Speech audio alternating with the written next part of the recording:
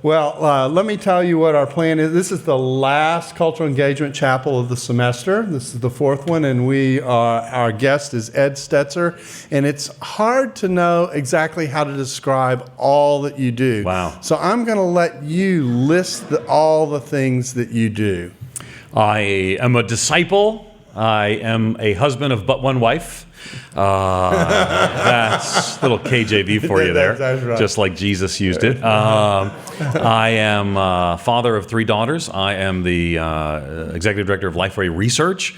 My PhD is in missiology, so I'm a missiologist. I don't know. I'm the executive editor of the Gospel Project. I'm the contributing editor of Christianity Today. There you go. It's a Christianity whatever. Today thing that I wanted to throw in. You wanted to go? Is that exactly. impressive to people? You do the Exchange or I something? do. I do a TV show. I'm a TBN host. Yes. You like that right there? Yeah, You didn't see that coming, did you? Yeah, that's Neither right. did I. And so, I have a weekly TV show that's on DirecTV, and it's called The Exchange. That none other than Darrell Bock has been on. That's true. He's kind of a big deal. He has many leather-bound books. His office smells exactly of right. rich mahogany. Exactly right. And you are doing the gig to be named later, okay? Yes. Because I did a gig for you, and Yes. now you're returning the favor. That is a good point. I didn't think about that. Yeah. So anyway, we're going to have a I can tell. If we get anything covered That's at all. right. We actually have a topic we're planning to cover. Maybe. And I asked Ed if he would help us deal with the status of evangelicalism, but I'm worrying about his hearing, because he came with a whole series of stats about evangelicalism. So look at that. Yeah, that's good. There'll be a test later.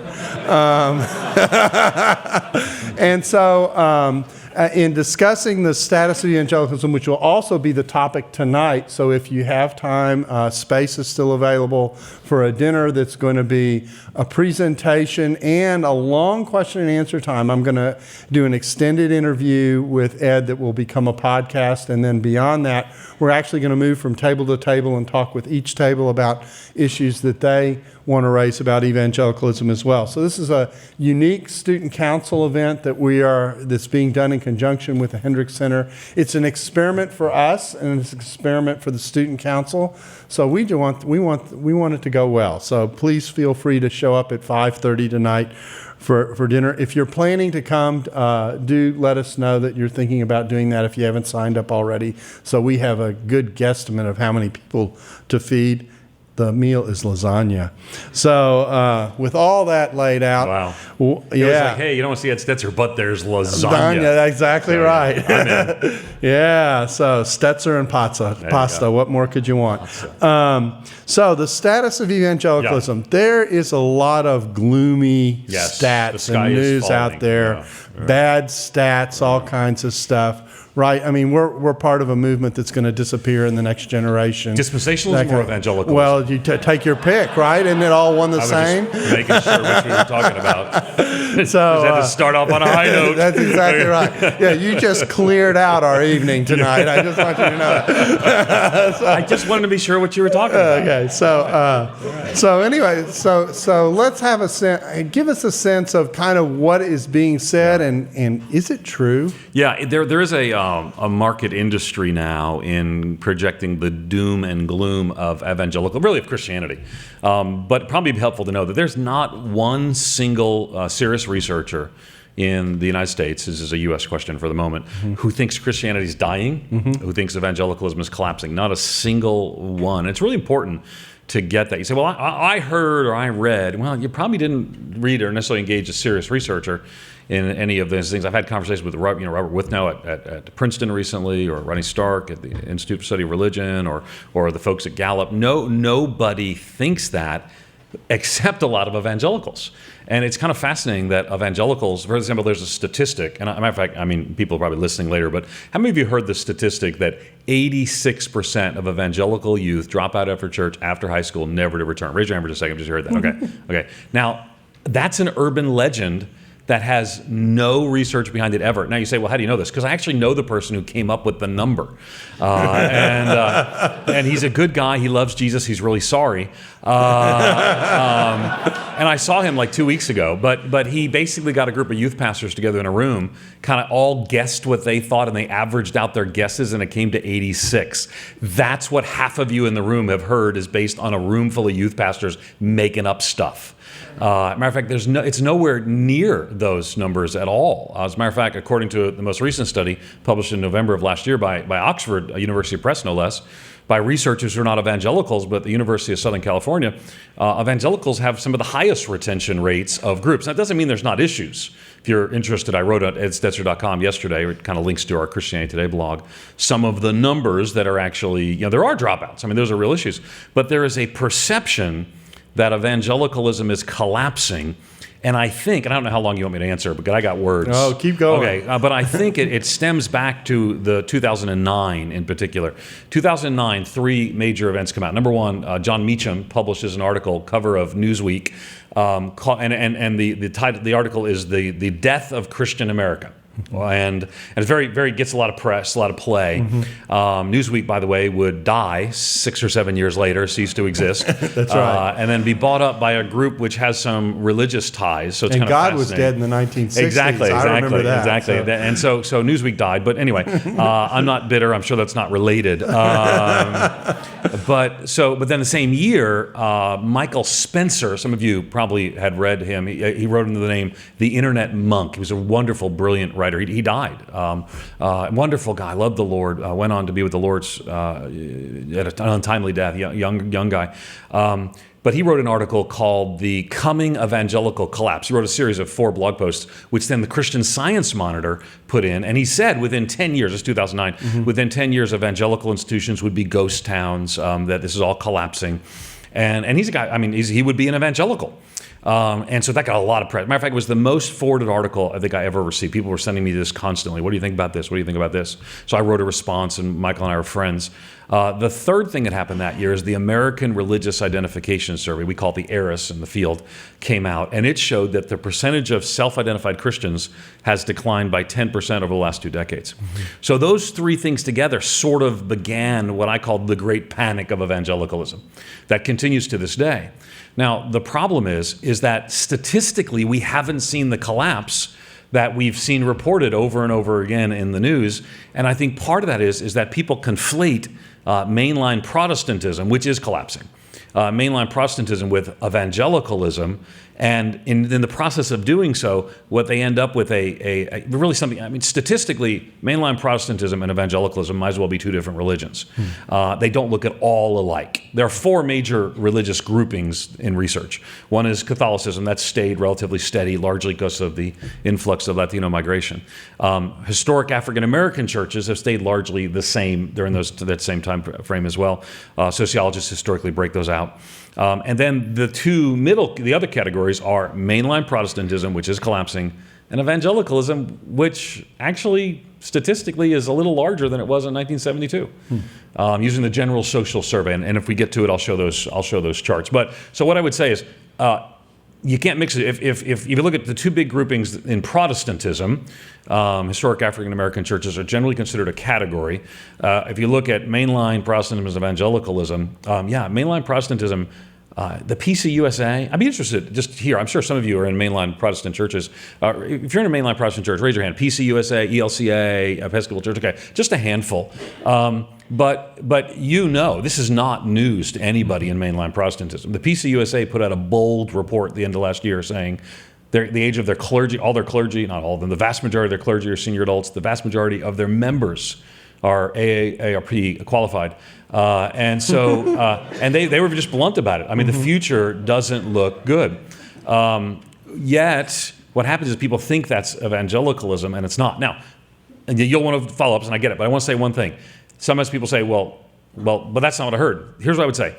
I would sell a lot more books. I would be speaking in a lot more places if I would actually hype the collapse of evangelicalism. Because crises sell books, right? So if I say, does Christianity have a funeral? If I say there's a crisis or a collapse, many more people will read me. But when I say when I actually use real numbers, right? Math is hard, but math is good. When we use real numbers, and facts are our friends, and so you can see some of these things I've written if you're interested. I write some columns for USA Today, and I've written one called "Christianity is Not Collapsing." Just basic. I mean, it's not. What's funny is the idea that no researcher believes is almost controversial to say. No, it's actually not collapsing. So if mainline Protestantism is in real trouble, if mainline Protestantism has cancer, I do think evangelicalism has a cold or a flu, and we'll talk some about some of those challenges, I'm sure. But I think bad decisions. I tweeted. I'm kind of a smart aleck on Twitter. I probably shouldn't be. But there's this new. Who isn't? Yeah, exactly. Well, Darrell, I'd say this in a spirit of love. You're really terrible on Twitter. I know. And so, right. look, I have a podcast. Tweet. Look, I have a podcast. Next tweet. Okay, we get it. You have a podcast. Have a little fun on Twitter. Enjoy yourself. You're kind of a fun guy. Yeah. But anyway, so I tweeted, there's this thing called McMass, which is this group that wants to get like church and McDonald's combined. I'm praying before a holy God that's a spoof. But so far the evidence is that it's actually not. And so it makes me wonder why the apocalypse has not started right now. But they start out and they say that 10,000 churches closed their doors last year, which is just not anywhere close to the number. They said that 3,000 people leave the church a day or something. I forget the exact numbers. But the numbers were so incredibly inflated. And so what I tweeted was, this is why bad stats matter. I said, bad stats lead to bad decision, Exhibit A, McMass. They haven't responded to my tweet. But when you think everything's collapsing, you rush to make bad decisions, and it's often a self-fulfilling prophecy. I don't want my 3 daughters who love Jesus, who are, one's 16, one's 12, one's 10, I don't want them going off to college thinking, 94% or 86% of my peers are all going to abandon their faith. Maybe there's something wrong with this faith. So again, I'd sell a lot more books if I hyped it up, but I think facts are our friends and we actually need to embrace them. Okay, so I'm going to put on my dragnet personality. Yeah, okay, good deal. Just the facts, sir. Just the facts, sir. All right. Yeah. So what are the facts? Well, let's take a look. First, the facts are we love bad stats. We love them. We embrace them. We make them a religion. I actually wrote an article in Christianity Today called, I was basing on another, Evangelicals Behaving Badly with Statistics was sort of mentioned in there. But mine is Curing Christian Stats Abuse, if folks want to Google it. But a couple things. For example, Christians and non-Christians divorce at the same rate. You've heard that stat, right? Everyone in here has heard this stat. If you believe that 75% of Americans are Christians, that's actually true. Because 75% of Americans, depending on how you ask the question, say that they're Christians. So if 75% of Americans are Christians, that group divorces at about the same rate as non-Christians. But when you stand up before your church and you teach this and you say Christians and non-Christians divorce at the same rate, what you're saying is that's what they're hearing, you and people who don't go to church divorce at the same rate. And that's not anywhere factually true. As a matter of fact, believers who show up every week, according to the GSS, the General Social Survey, actually divorce at much significantly less likely to divorce. You've heard, again, I'll have a little fun. You've heard the stat that Christians are bad tippers.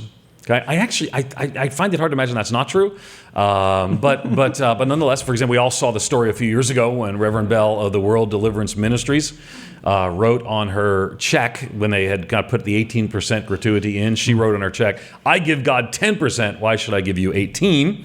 That was then put on Reddit and went around the world. Can I just encourage you that there's this thing called the internet? Don't write dumb things on paper, just in general. Now, she did say she left 18% in cash in her defense. Well, what do the numbers say? Well, actually, there's only one survey done on tipping, and the average Christian said they tipped about 17%. They could be lying, but probably everyone would be lying on that survey, right? So there's Jews and the nuns. Nuns is a phrase we'll use a lot. Mm-hmm. The none of the aboves. Mm-hmm. They tipped better. Not nuns are not the nice ladies with the hats. Right. Who can fly. And you and I are probably the only people old enough to get that. Yeah, yes, exactly. That's right. Here's another one about dropouts, right? So 86% dropout, no. But about 70% of Protestants, this is from our research, but it echoes a lot of other people's. 70% of Protestants who attended high school at least 1 year, a church in high school at least 1 year, will drop out for at least 1 year between 18 and 22. But these are not necessarily Christians. They're church attendees. They're not necessarily evangelicals, nor committed. Basically, they went to church 1 year. 70% then dropped out at least 1 year. And of those, by the time the study was over, 2/3 had actually returned. The Families and Faith Project at USC, published by, I mentioned by Oxford, actually had evangelicals at about 60+% retention rate to the next generation. So a lot of people think that the Christianity is dying out in the next generation. The most recent ERIS study shows that among college students today, right now, 32% are actually religious, believe in God, attend services regularly. Not necessarily Christian religious, but religious. About a third are spiritual but not religious, and 28% consider themselves secular, and secular is the fastest growing category. So don't misunderstand. We are increasingly becoming secular, but secularism and nominalism is growing. Secularism is growing out of nominalism. Nominal Christians are becoming secular people. But again, I mean, America's a pretty religious place. 40% claim to go to church weekly. You say, well, that's not true, right? Of course, no, it's not true. People always exaggerate what they see as a good characteristic.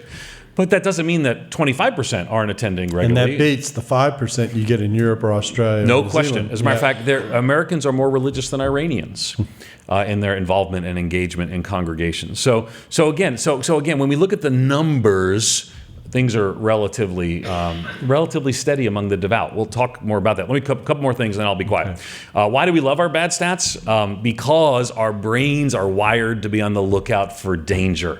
Ivy League professor Brad Wright, who wrote a great book, I wrote the foreword to it. It's called Christians Are Hate-Filled Hypocrites and Other Lies You've Been Led to Believe. Won the Christianity Today Book of the Year Award. If you haven't read it, I want to urge you to do it. And what he says, if I'm driving down the road, I can pass 200 parked cars and not notice them. But if I see an accident, I will stop and look. A few years ago, there was an ad on the front of a web page for a student ministry. And the big bold headline said, Christianity won't survive another decade unless we do something now, which I thought was a fascinating claim, right? So on a Tuesday, or let's say a Wednesday morning, 10 years from today, unless we do something now, the last Christian will walk out of Dallas Seminary, join a Wiccan coven, and it's all done. I mean, does anybody believe that? But what he had, and all of you would know his name. I mean, all of you know his name. But what he had was a conference for you to go to. Beware of stats being used to promote conferences and books. Math is hard, but math is worth it. And so I think when we look at some of the bad things, it's used to motivate people to act, right? It makes good ad copy, but it doesn't actually reflect reality. And you got to give too. You got to give more money. We can fix this problem. Right. So if evangelicalism is collapsing, why is Dallas Seminary not? Now, I was recently looking at the numbers. You guys are doing pretty well. Some seminaries are up, some seminaries are down. But as a whole, evangelical seminaries have now dominated the Association of Theological Schools. Yet, we're supposed to be all gone. We're supposed to have joined that Wiccan coven. Statistically, it's just not there. It's just virtual evangelicalism. Is that what it is? Yes. I didn't know that. Okay, good. That's helpful to know. Yeah. So you're ready for the next question. I got more. Let me show you let me show you a picture. Okay. Pictures are worth 1,000 words. This is from the General Social Survey. The General Social Survey is the largest ongoing study of Americans every year. Every other year now. It started every year. And the census is the biggest study and the most quoted, but the census doesn't ask religious questions, which is really just stupid. Canada does, Australia does, UK does. Now, because Canada does, you end up with 1% of the population identifying as Jedi, because people have a little bit of fun, and it's less than that. But people have a little fun. But I will tell you that it's remarkably helpful. We don't do that, so we rely on the General Social Survey. So this is, if you took a stats class in college, you have manipulated this data set. Super easy to access, but the best study out there. So this looks at the percentage of U.S. Americans and compares them. I just took two, right? So 4 categories. Remember I told you Catholicism, relatively steady. Historic African-American churches, relatively steady. So the black line is evangelicalism. I'll get to that in a minute. The white line and the trend line I put on top of it is mainline Protestantism. So I don't want you to miss this. This is really important. If we're going to talk about the state of the church, is that in 1972, about 30% of Americans would say full methodology using the REL-TRAD construct, which sits on top of the GSS, which is developed by a series of scholars, University of Virginia, other places as well, secular construct, that a third of Americans, a little less than a third of Americans, were mainline Protestants in 1972. Today, that's half. I mean, that's stunning. 1972, evangelicalism, now it was sort of, if you look at 72, you can see it's sort of way down. So put the trend line on it. So you've got maybe in the mid-20s, and now it's actually up a little higher into maybe the high 20s. Now, that doesn't mean they're all practicing evangelicals, but that means that they're more likely to be connected. I would further say that evangelicalism peaked in the 90s. I think that's significant for us to note. Okay, we put a curved trend line on this. We would see now not collapsing, but let's look at the stunning number. Here's the stunning number, and then this will give you a chance to get ready for another question. Okay, thank you. And just help him. Here's the stunning number. In 1972, among young adults, 18 to 29-year-olds, about 25% identify as mainline Protestants. Today, that's down to about 5%. So we really literally see a collapse. Among evangelicals, notice the peak in the 90s, right? Late 80s, early 90s. You see some fluctuation. Don't read when you see like in the late 80s it goes down and back up. A trend line's always better because sometimes these sample sizes get small. Still valid, but smaller. But the trend line, if I curve the trend line, it would be that we peaked in the 90s. Now here's the deal. Just out of interest, just a little self-quiz among the students here. Looking at the evangelical line right now, the black line, where do you think, 2014 numbers are not out yet, so they'll be out and we'll get them in March. What's the most likely place that the 2014 numbers will go, up or down? Just say it out loud. That's right. It's what we call return to the mean, right? So the most likely scenario is they'll return to the trend line. If it doesn't, then I'm going to start thinking, okay, what's going on here? But right now, what we have is a lot of people pulling fire alarms, when fire alarms are not what we need. What we need is winsome, discerning engagement of culture from a convictional Christian minority. About 12 to 13% of Americans are convictionally evangelical, and it impacts how they live and shape their lives.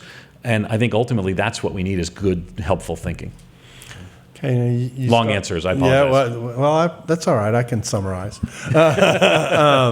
So you talked about winsomeness. Yeah. Why is that important, and what do you think the last 30 years have taught us?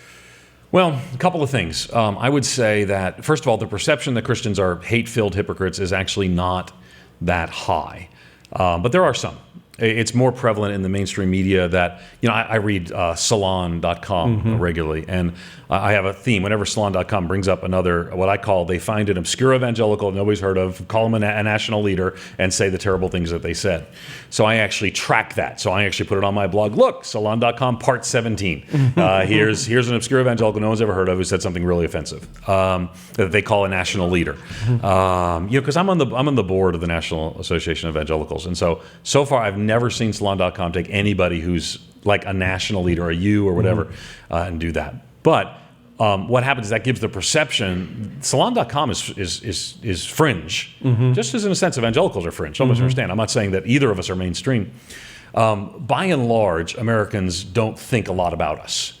They're not sitting around saying, "Oh, those evangelicals." Now, a few years ago, our first interaction on the phone, I don't know if you remember, was over the Evangelical Manifesto. You were at the National Press Club, and I think we chatted a little bit. How do we help evangelical be seen as something other than a political voting bloc? I don't know that will actually work, and we can explore it if you want. But I think you're speaking up saying evangelicalism has a bad reputation, and I think you're right. What I would say is that's where winsomeness needs to come in. The problem is I don't think we're going to win the winsomeness argument in the internet age because there's always somebody saying something stupid that you can find and put on the internet. And so what has to happen is I think it's going to be a ground war rather than an air war. War is probably the wrong term. But it's a relationship with a neighbor. It's a friend at work. It's people saying, that's what evangelicals are like? Well, I know several of them, and they seem to love God and they love other people. So I think winsomeness is going to be a relational thing. The media is always going to find the most fringy evangelical they can get because it makes good TV. That's why, I sometimes call him Darth, the Darth Vader evangelical shows up on CNN. No. But they don't call as much winsome evangelical. Some do. So what I would say is winsomeness is key, and I think we need to change our tone. I think I wrote an article on social media that I really got a lot of negative pushback on. I said, for example, most people in this room voted for Mitt Romney. Now some of you are like, I'm deeply offended that you said that. Well, then again, you're offended at math. There's no question that most of you in this room voted for Mitt Romney. Most unchurched people, there's a statistical correlation between being unchurched and being a Democrat. There's statistical correlation between a Democrat being unchurched. The more you go to church, statistically, the more likely you are to be a Republican. Now, I'm not saying that all Republicans are Christians and all Christians are Republicans, so but I'm just saying everything I just said statistically is just fact, with the exception of I'm kind of assuming that you're evangelicals here in this room. So making that assumption, you're going to statistically track that way. So what I said was to evangelicals, maybe you should spend less time talking about how stupid, I think I said Democrats are, on your social media. If you actually care about reaching people who are unchurched, and there's a statistical correlation, maybe you should spend a lot less time saying that your neighbor who reads your Facebook post sees, well, you think you're stupid. Say, well, I'm standing for the truth. No, you're just standing for stupid. And what I would say is, my mission is to engage a broken and hurting world, which is Democrat, Republican, Independent, and everything else. And so I need to use my platforms and my communication winsomely and wisely to engage a broken and hurting world. So the fact that we could know, and everybody knows this, right? You talk to the Obama campaign people, Michael Ware's a friend, he would tell you that they call it the God gap. And what I would say is the God gap is an opportunity for us to winsomely communicate even about politics. Is that I recognize that most unchurched people I reach, maybe not where I live. I live in Nashville, Tennessee, where I went to vote, and the polling booth, the people who worked the polls, all had red shirts on. It was so subtle. Was that kind of a hint? It was actually there was a lawsuit involved, but it was like they didn't care. We're wearing red, and but what I would say is that I think winsomeness needs to be a key characteristic. And if I could affirm, Darrell, really seriously, I think what you have been trying to do and help to redirect the conversation to a more winsome, Christ-centered, gospel-driven mission approach. I've been listening to some of your podcasts. I'm really appreciative of what you're doing. I think you're on the right track. Keep it up. So. Thanks. So all this doom and gloom apparently doesn't exist, but there are issues to be concerned For sure. about. Don't misunderstand. There's some doom. There's some gloom. It's not the same thing as Christianity is collapsing and evangelicalism is ceasing to exist. So what does that actually look like? Yeah, some of the challenges I would say are, just not statistically, but looking at evangelicalism as a whole. What is an evangelical, right? So what I would say is, I think evangelicalism needs to, if we use the Bebington quadrilateral, there are a lot of ways to define evangelicalism, but I think the edges of evangelicalism are fraying. I think there needs to be a center to that. And really, we joked earlier, the theological shifts, Pentecostalism, which is growing dispensationalism or Calvinism or new Calvinism and all these things. I was just at Asbury Seminary in the Wesleyan Arminian tradition. What a wonderful, collection of believers there. But what is evangelicalism? What defines it? I think that question really is going to have to be answered, because what happens is people who really maybe used to be evangelicals or want to call themselves evangelicals, because no one listens to you anymore when you say, I'm a mainline Protestant and I think evangelicalism should change, particularly when it wants to call to move left. That's the common call. But if you say, I'm an evangelical and evangelicalism needs to move left, you'll be on CNN, you'll be on HuffPo, whatever it may be. And so I think that a lot of people who claim to be evangelicals are using it as a publishing opportunity. I'm an evangelical, prophetically calling people to let go of their narrow-mindedness. And so, but at the same time, so I don't want to cast everyone out of the evangelical. I don't think that's my job. But what I would say is, what defines evangelicalism? So we have a lot of experiments, right? The This We Believe. I think, were you one of the signers in that? I don't think so. I don't know. Okay. Your Evangelical Manifesto was an attempt at that. The Gospel Coalition is an attempt at that. The difficulty is, thus far, none have had the great resonance, I think, that's necessary. The Gospel Coalition has increasingly been seen as sort of a, just specifically and solely Calvinists. The This We Believe just never got a lot of traction. It was great. The Evangelical Manifesto, I think, got some attention, but it's not. People are not talking about those things. I think we have to have a conversation. What's evangelicalism? And I like the Bebington quadrilateral. I like the idea that evangelicalism has definitions. I'm not as much a border guy as I'm a center guy, but the center is not clear right now if Osteen, McLaren, and MacArthur are still there. Now, nor do I want it to be, just the three horsemen of the Calvinist apocalypse. First John MacArthur, John Piper, John Calvin, first, second, and third John. I don't think that's the answer, because I thank God for my Wesleyan and my Pentecostal brothers and sisters as well. So I think evangelicalism is struggling because evangelicalism is having an identity crisis, and I think that we have to partly address that. And I think schools, if I might be blunt, I think schools like Dallas need to step up and into your role as, which I think you're doing but haven't fully done. You need to step up and into your role. You are seen as one of the pillars of evangelicalism. More isolated in the past, less isolated now. So speak into this and speak into it with others, across the evangelical realm, and say, evangelicalism isn't this angry group, but it's people who love the Lord, love the gospel, love the scriptures, love the mission. It strikes me in listening to you, I'm reminded of a conversation I had with Andy Crouch, who's, of course, edits Christianity Today, in which he makes the point that most effective cultural engagement is local cultural engagement. It's the influence you bring to your neighbors, to your school, to your church community, your neighborhood, that kind of thing. And I think we underestimate that in going for global goals. We miss the fact that the place where we have the most direct influence are people living right next door to us. Yeah, and this is why I believe in the church so much, right? So Ephesians 3:10, God has chosen the church to make known his manifold wisdom. I planted a church. I'm just a volunteer at it. I'm the lead pastor, but my job is at LifeWay Research. But the reason I do is my neighbors. I lead a small group in my home every Sunday night. I've had the privilege of, mostly my neighbors, I've had the privilege of baptizing 8 of them in our tradition. Baptism follows conversion. And so I've baptized 8 of them in our small group. I love seeing and discipling the group that's there to live on mission in our own community. Andy, it's funny because James Davidson Hunter kind of critiques Andy, but I thought Andy was saying very similar to what James Davidson Hunter was saying, was that this ministry of faithful presence, Andy would actually say, he responded to James Davidson Hunter, but the ministry of faithful presence, I think, points us again, Darrell, to the importance of the church in this mission. The church is not the center of God's plan, Jesus is, but the church is central to God's plan. And the church becomes this missionary outpost, right? This is my passion. It's what I write on a whole lot. Is helping churches, helping leaders engage their context for God's global mission, but applying it locally and globally. And so I really think it's a key issue. I think if the answer to a lot of our challenges, right? Evangelicalism is not, I wouldn't say evangelicalism is healthy. But I think the answer is going to be a more clarity and rediscovery and a regained confidence in the gospel. I think the emergent and the emerging church conversation was largely kind of a reconsideration in some quarters of what's the gospel, how does it relate. Okay, fine, the conversation's been good. It's sort of flamed out a lot, but the question I would ask now is, can we regain confidence in the gospel?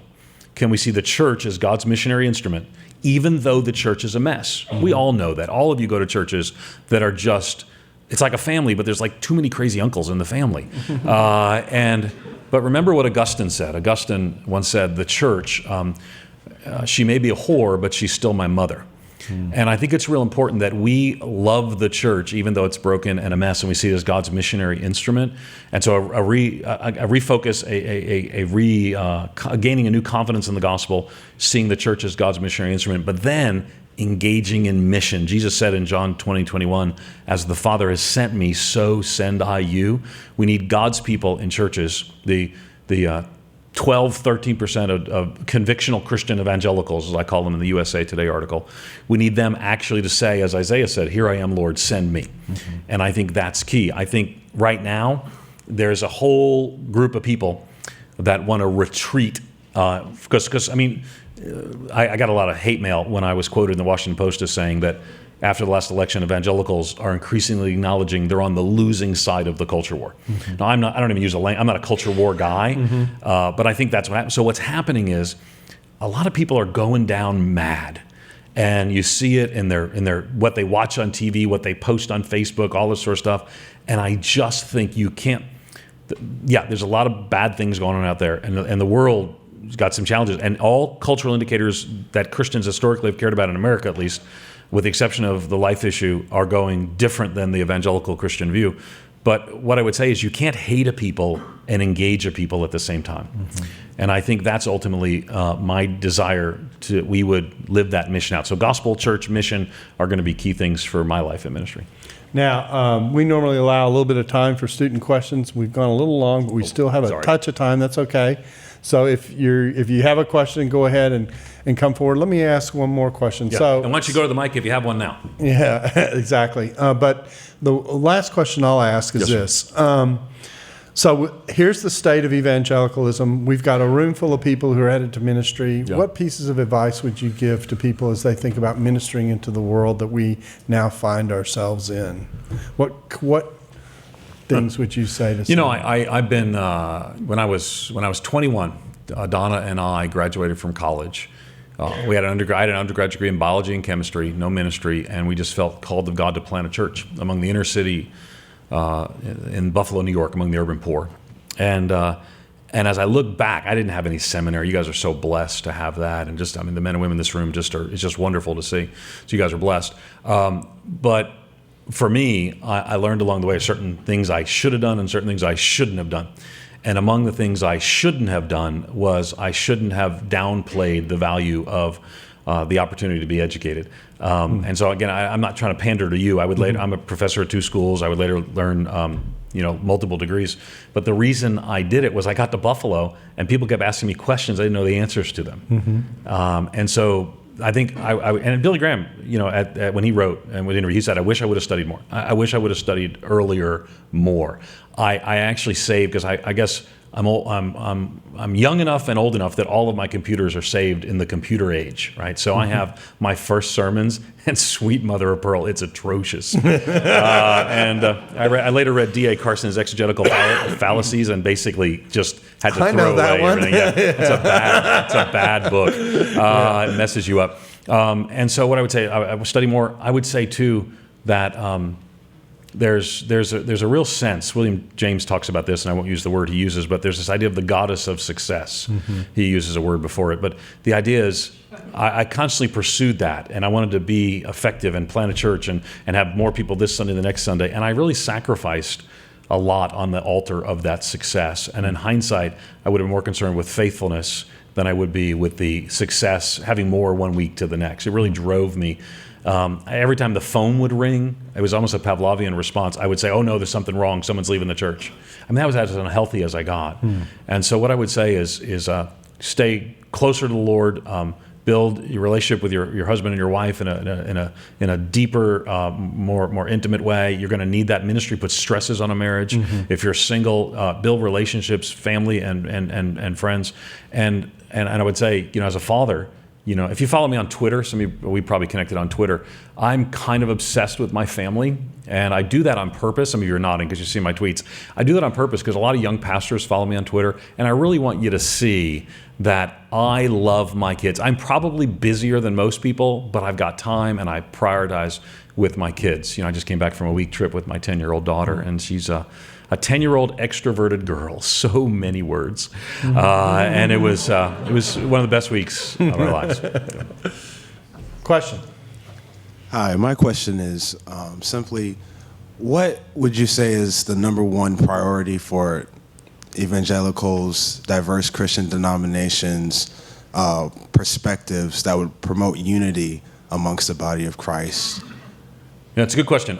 This week I sort of waded into the Ferguson situation, and I was quite stunned by the response. All I did is I put together a series of articles, and what I did was, I'll put them up on the screen so you can take a look. We'll put that screen back on if we can. Is I just put together the voices of African American evangelicals, right? So I think in a situation like this, we want to listen to the voices of African American evangelicals, and so this is the CT homepage.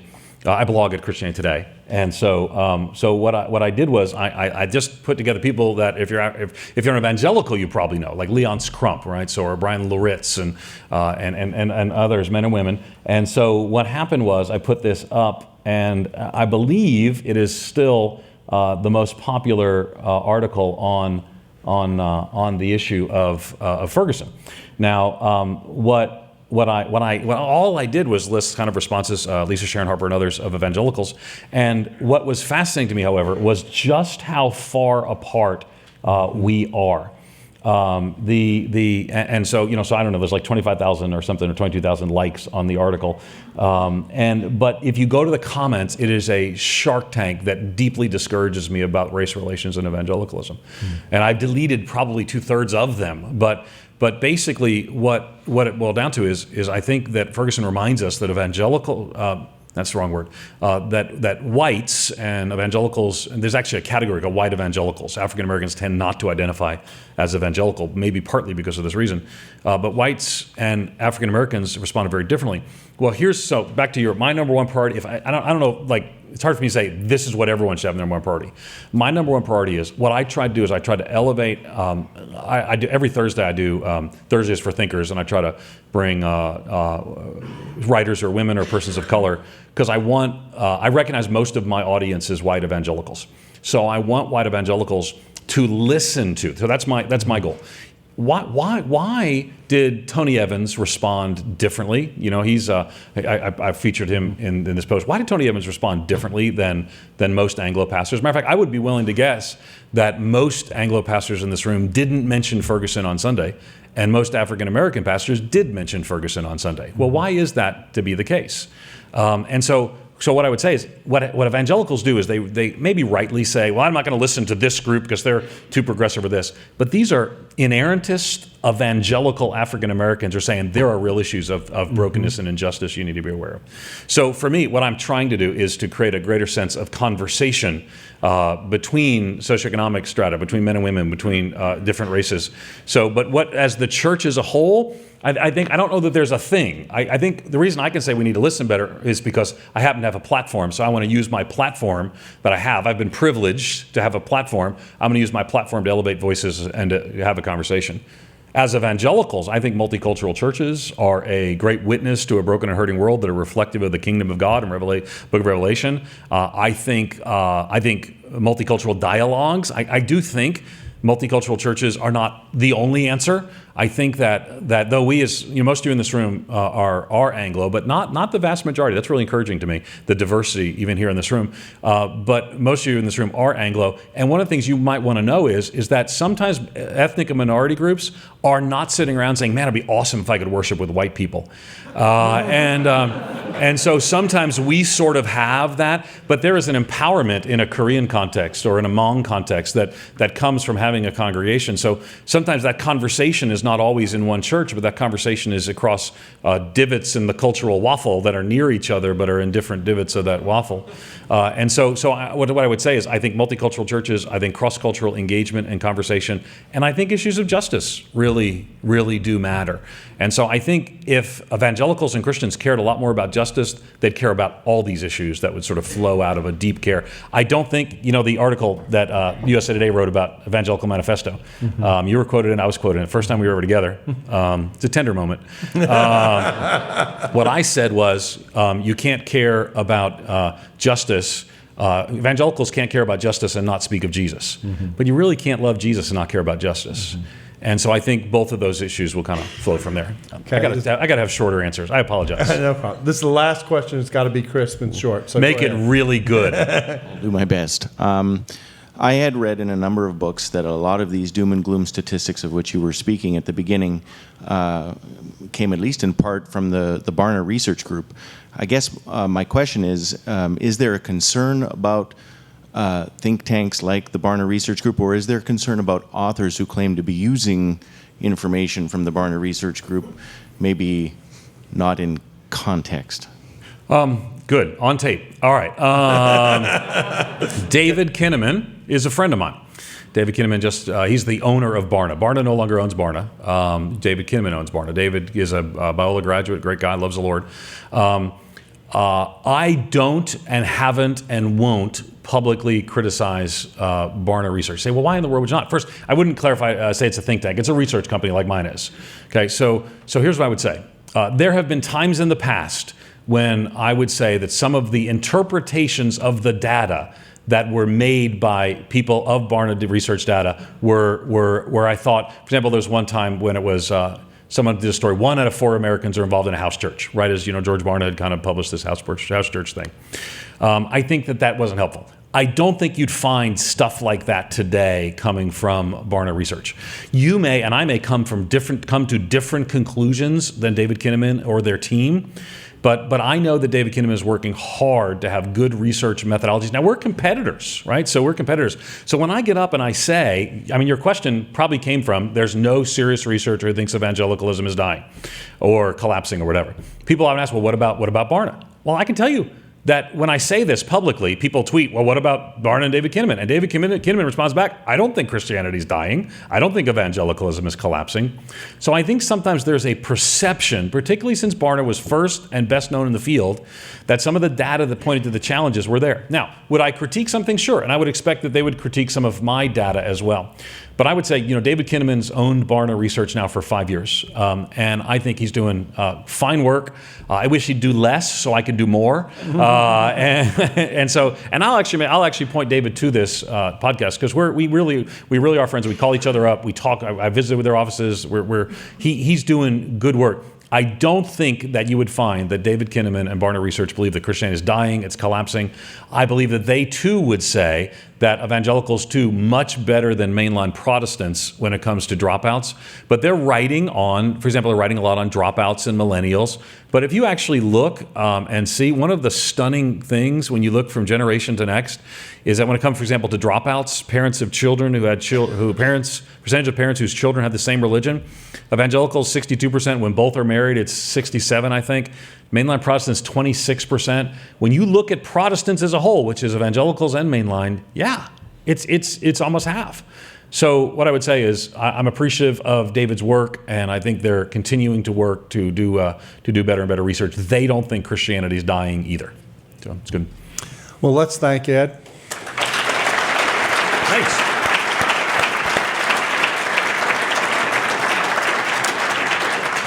And I'm going to close in a word of prayer. Let's pray. Father, we do thank you for your goodness and your grace. We thank you for the Spirit that you give us that enables us to carry out the mission that you've called us to. Our request is simple. Teach us to be faithful. Teach us to be loving. Teach us to live out the commands that our Lord gave us, of which 2 are the most outstanding, that we love you fully and that we love our neighbors as we do ourselves. Help us to do that well and wisely, with good discernment and with an ability to stand for truth and to love well. We ask these things in Jesus' name. Amen.